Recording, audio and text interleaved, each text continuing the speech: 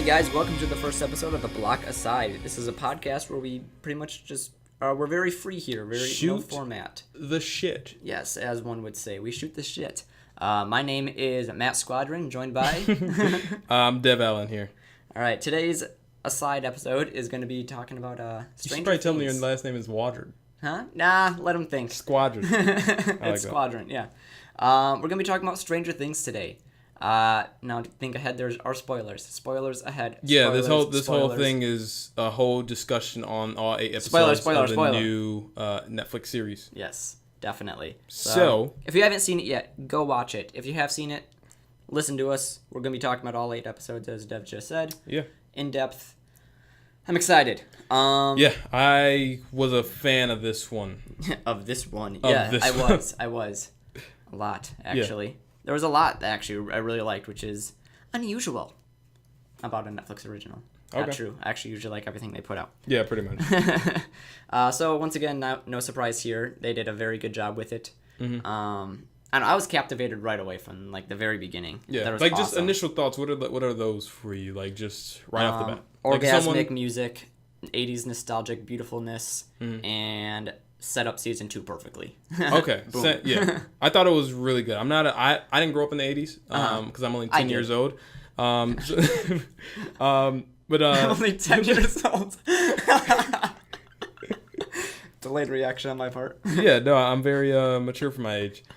But no, I thought it was really well done. Like I've seen things like Stand By Me. I haven't seen E.T. or anything, but I know these movies. They're very. Whoa. You haven't seen E.T. I know these movies. They're very iconic. Oh man. Close Encounters of the Third Kind. Name any classic movie from the 80s. I haven't seen it. Close Encounters of the Third Kind. No. Firestarter. No. Heavily one that the show is based off of. No, I thought it was based off Stand By Me. No. Well, I mean Stand By Me too, but Firestarter. Stand By Me too. Firestarter. You have two. Stand away from me. You've got Drew Barrymore and I forgot the other dude. But they have telekinetic powers. They have a baby who can... I thought Drew Barrymore was an E.T. As well, yeah. Who knows what time the 80s were. Anyway, I really like the 80s nostalgia, even though I could not feel nostalgic for it. You couldn't appreciate it. I like the it aesthetic cool. a lot. I like that it really nailed that sort of... It's a simpler lifestyle. time. Mm-hmm. These kids are brave. They're playing D&D. They don't really have much else to do besides just have fun. But I really like how they opened the series too. Oh my god, yeah, definitely. Very good, very good. Like I said, I was captivated right away. I don't think there wasn't a point in this series where I was just like, okay, this doesn't have my attention. I'm not focused. Episode 4, 5, and 6. Really? Yeah. Okay, go. What do you mean? I thought it started off strong, and then it with like Kyle disappearing. Kyle, right? No, Will. Yeah, with Will disappearing, and then Will being found by the end of episode 3. I thought those were very effective moments. Episode 3 was, oh my god, that was ridiculous. And did you cry when they were pulling him out? I almost. Okay, yeah, I did. Cried by I teared up, and I was just like, yeah, hold it together, stay strong. But yeah, I thought it was very effective. I thought I thought the kids' reactions was warranted. I thought everyone's reaction was very warranted. The mom, everybody, it was just a great moment. Oh yeah, when they're like hugging in front of the headlights. Yeah, and it was just like you see the cop sirens coming. I thought that was just a very well done. And then it took a slight dip. Okay, they started getting more into the supernatural-ish stuff, which I'm fine with. But I really like the grounded feel with just a hint at something supernatural happening. Well, I mean, you definitely had to touch base with that. Granted, like, the show opened with just, like, yeah. And it's like, okay, well, something fucking supernatural is going on here. Yeah. They're going to have to discover that eventually. Yeah, if you couldn't tell that was, like, the light bulb and then Will disappeared. Yeah, I thought it was the guy running to the elevator at first. At the beginning, the opening shot. Okay. Yeah. Oh, yeah, I forgot. That's how it opened. Mm-hmm. Yeah. I mean, so, yeah, you definitely knew that this was a show that was going to have, like, monsters and have that type of stuff. And then we saw Will just vanish. And then, so, I mean, we obviously knew there was some stronger force controlling things or having a big influence on the universe. I just like some things left up to the imagination because when we did see these monsters, good CGI point. Was not great. Okay, yeah. And I really wish it would have just been shadow or something. I just didn't like that. I really liked the whole something maybe happened, like what everyone didn't know before it got to the point where everyone knew, like, oh, things are crazy things happen. There's an upside down. See, all that kind of I stuff. like that.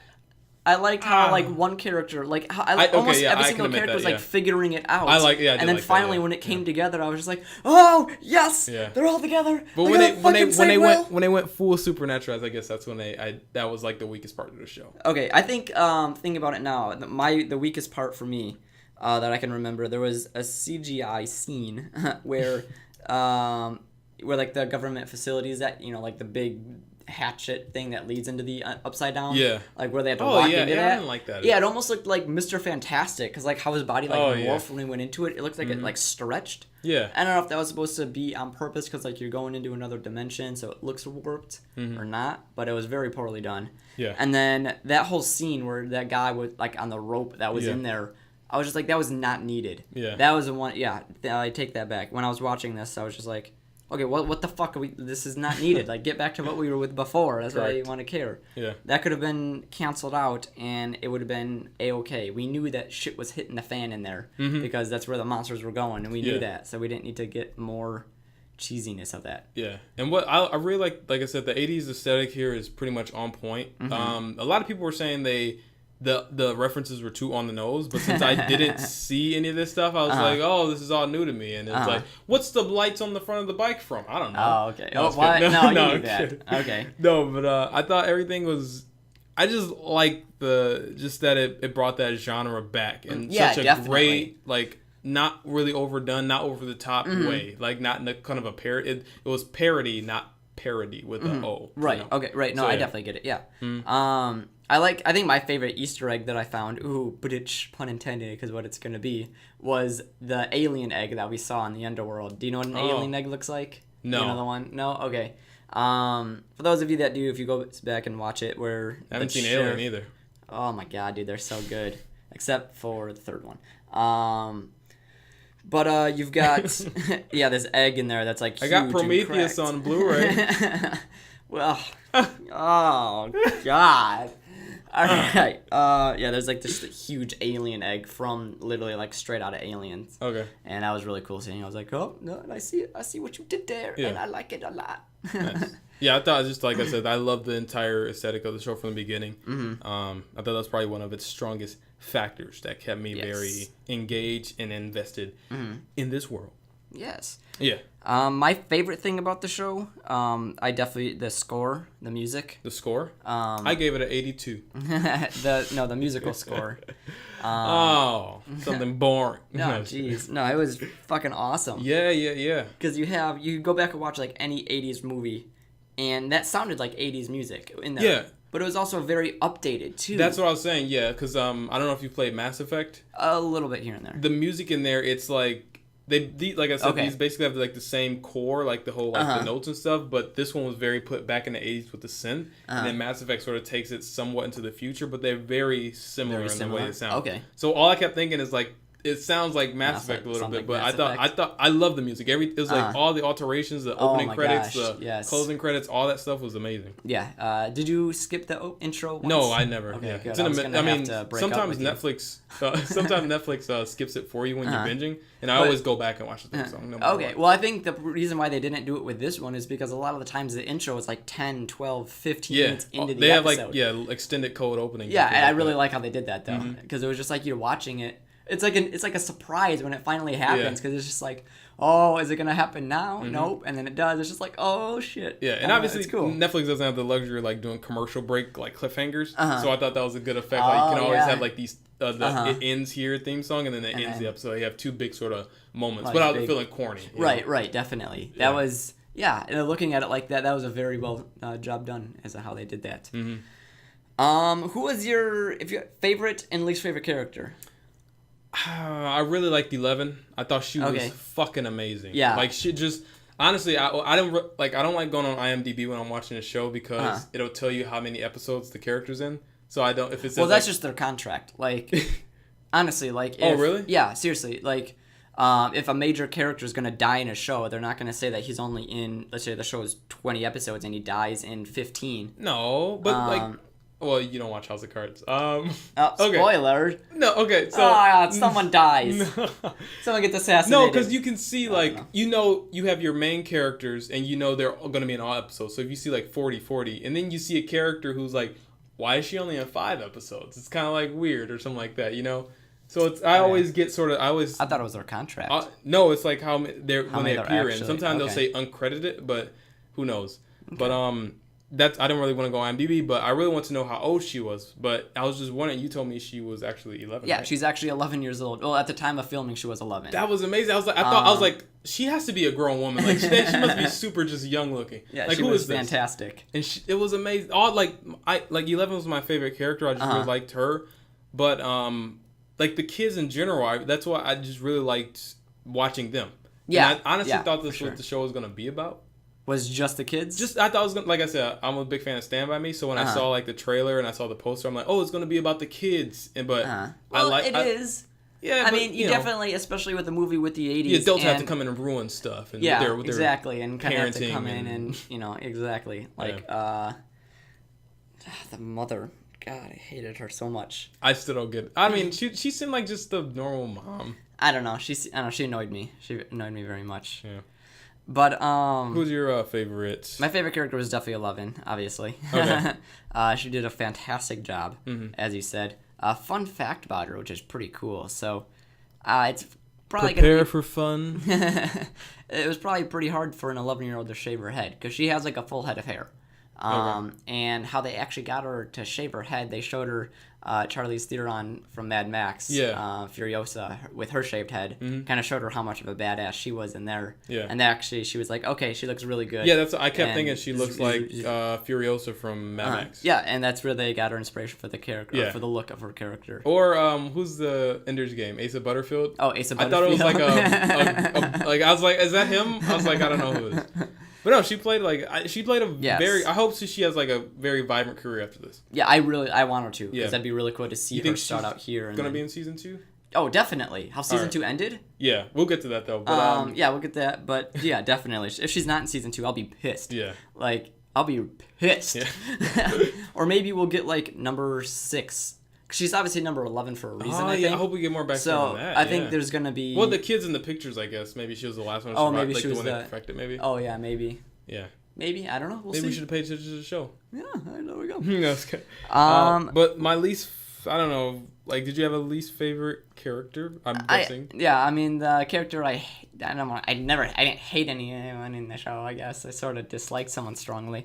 Was not Will's mom, but who was Nancy's mom? Yeah, Nancy's mom. Yeah.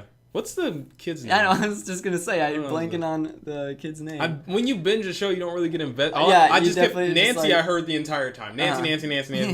So Nancy's mom. You don't like Nancy's mom. I hate Nancy's mom.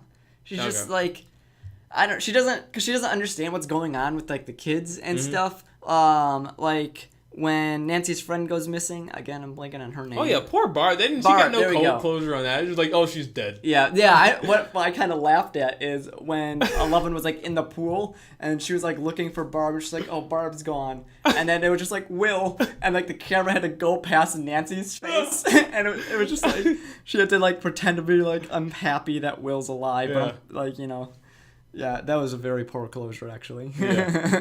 Because was she just lying on the ground with? Yeah, she was just like, she had like that slug thing that Will coughed up at the end. Yeah. That was nasty. That's fucking disgusting. Mm-hmm. Dude, if that shit turns into a butterfly, I would have freaked. Oh my god. Oh god. Yeah, but I wasn't too big of a fan of Nancy. I really I like what she developed into.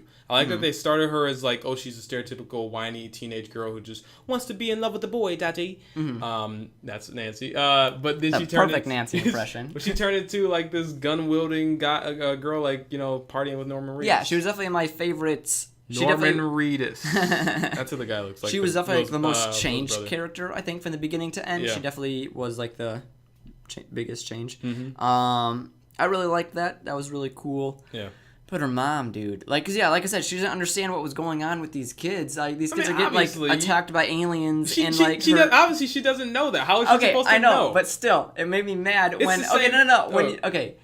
When Nancy came in crying and told her mom that like Barb was missing and stuff. Yeah. Her first reaction is, "Oh, whose sweater are you wearing?" Like, shut the fuck up. Did she tell her who Barb? I don't think she told her she was missing at that point. Oh no, it was after. Okay, it was after that. It was after that. Okay, so she told her who's missing, and then the mom was like, well, how naive do you think that I am? And then Nancy was like, well, what, do you want me to say that I slept with him? Because, like, that's not the fucking problem. Who cares? Okay, like, Barb is missing and gone. Here's the thing. We as the character know these things, but you have to know that the mom doesn't know this yet. I suppose. So I didn't feel bad because it was sort of, she knew her daughter may have had sex, and that's like a big deal for a mom. And so it's especially like, in the 80s. Yeah. I forgot about that. Yeah. It's like talk to me, because it seemed, what I got from is maybe the mom was in that situation too, and she's like, you can talk to me about this. And then at that moment, she didn't know who Barb was. I mean, she didn't know that Barb was missing. Mm-hmm. And I don't think even Nancy really knew too much. She just knew, like, hey, where is she? Because she didn't call her mom until the next day at school. Yeah. So I feel like your problem with the mom is how people dislike Skylar and Breaking Bad. Yes. I'm like what? Her husband is literally selling drugs and putting their family in danger. Of course, she's gonna be overreacting. It's just like, that's not bad. Let him kill people. Let him kill people. Why are you so stupid? I was just like, that's how I feel like your dislike is, right? I agree with that. That's actually exactly how it is. I mean, she was sort of like the stereotypical worried mom character who didn't know anything until the very end, but.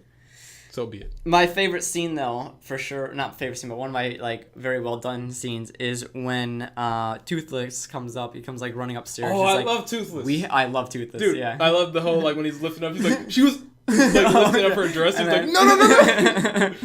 Yeah. But where he comes up and he's like, we have to leave right now. And they just, like, run off, and then, I know, I really liked how that whole scene was done. I think he's probably one of my favorite characters. He's definitely second favorite character. He was so good. Yeah, he's my second favorite character. Just the whole, like I said, everyone's dynamic and chemistry was beautiful. Yeah.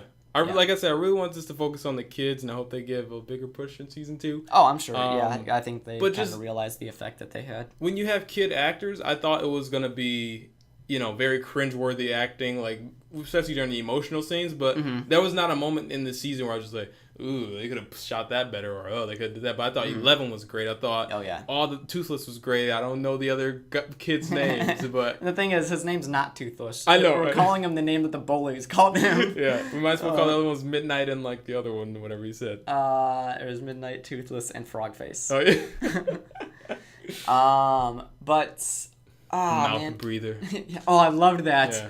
That when she was going in to buy waffles. Yeah. That was awesome. Dude, I love her. She's just a great so character, for sure. Yeah. I'm probably going to make her my Facebook cover. Oh, there you go. Would that be weird? Having a little girl as your Facebook cover? Yeah, 11-year-old girl is like... Nah, I think you're good. You're fine. Is there anything that you wanted, like, more or less of? Obviously, you just said you wanted more of the kids. No. Anything less of? Less episodes. What? Not really. I'm not kidding. I thought like the 8 episodes. When I saw 8 episodes, I'm like, okay, great. It's gonna be a tight story, but it was that little dip in there with some necessary stuff. Like I said, I'm always willing to let a show take its time to perform the climax that it wants to perform, which it did, which I liked a lot. I wasn't a big fan of. I really want to see Winona Ryder's character and the cop take Will out of the Upside Down, but it's like they found him, and then the next scene is him in the hospital. I know we can infer that they got him out, but I'd love to have seen like some trial, like we gotta make it back, and some it's like some intensity there, like we found him and now we gotta get him back. Okay, but I would have liked to see a little bit more of that. Okay, I think I agree with that. I think that's a really cool idea. Didn't really think of that, but yeah, I agree. That's a very good point, Mr. Dev. Thank you. Is there like anything that they did too much in the show for you? I don't think so. The ending was it was kind of all over the place for me. Oh yeah. Okay. It sort of did a Bloodline ending where it had like this nice story. So I'm not gonna spoil anything. It had this nice story, and it goes and goes and goes, and it ends, and you're just like, oh great, that was a great story. And then the last like 5 minutes is just like, now we're gonna set up season 2. It's like it's almost like you could feel. Yeah, I definitely. The point is like, we're gonna cut. Now this is the setup for season 2, guys. Action, and then just like Will in the bathroom, 11's waffles in the in like the box. The sheriff's an asshole if you think about it. Why? What's up? Okay, he walked through a fucking forest that was winter. It was snowing. He was stepping through snow. Lifted up the box, put food in there, put waffles down. So obviously 11 is alive after being like shredded by the monster, or sacrificing herself to save all the kids, which I thought she that was an awesome Professor scene. X and X-Men The I Last loved Stand. that where he was like gearing up with like the rock, and then it hit him, and then at the same time as it hit him, 11 like pushed him back in the wall, and his reaction was like, she was so great, man. Yes, definitely. Her. But Sheriff, like fucking find 11 and take her with you into a warm house. She's freezing her ass out there. Oh, okay, that's what you thought was happening? Oh, 11 is alive, and he's definitely so is she not in the Upside Down? I don't think so. I thought she was in the Upside Down, and she would like maybe come out temporarily and pick that thing up there. Oh shit! I didn't think she was like in the actual world anymore. Oh, maybe yeah. So I thought maybe once he puts it in there in the Upside Down, maybe it's something else because it's like a parallel world, right? Mm-hmm. So that's what I thought what was happening. Okay, well I still think it'll be like waffles in the Upside Down. Yeah. But I didn't think of that. I don't know.